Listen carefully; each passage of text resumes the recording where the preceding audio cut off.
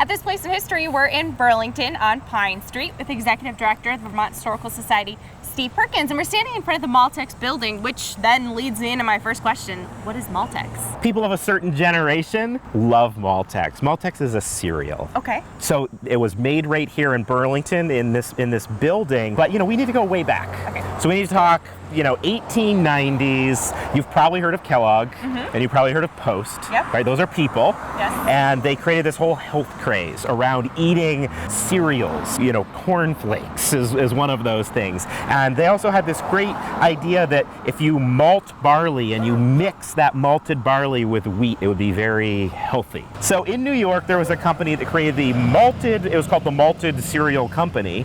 And it was basically, I would say, like cream of wheat with barley malt added to it. A guy named William Van Patten bought the company and the idea of making a malted breakfast cereal, and he built the building right behind us here in Burlington in 1900. Soon enough, they needed to come up with a better name for this, so they called their malted cereal Maltex. It's definitely catchier. It is definitely catchier. It was here for a long time. The Van Patten family had some tragedy. He had one son, Charles, who was supposed to inherit the company, ended up committing suicide right here in this building, and the estate was sold off to the Shepherdson's company, but they kept manufacturing right here. One of the cool things about this company is very early on, they had very progressive ideas about employment. So they did such things as allowing paid leave.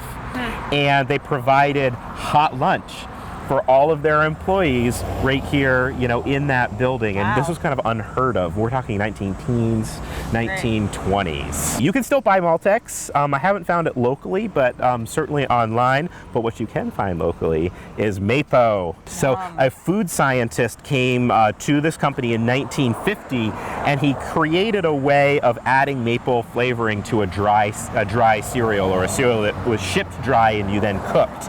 And they called it Maypo. And it was a whole line of cereals. There were 11 different varieties of Maypo, but it had a great advertising campaign. A former Disney animator created this little character here. He's cute. Yeah, and he would yell on TV, "I want my Maypo."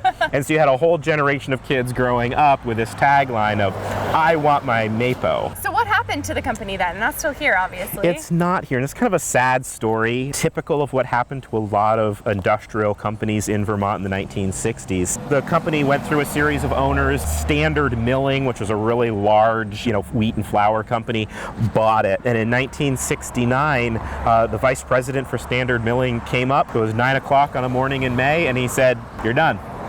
Closed the factory and walked out.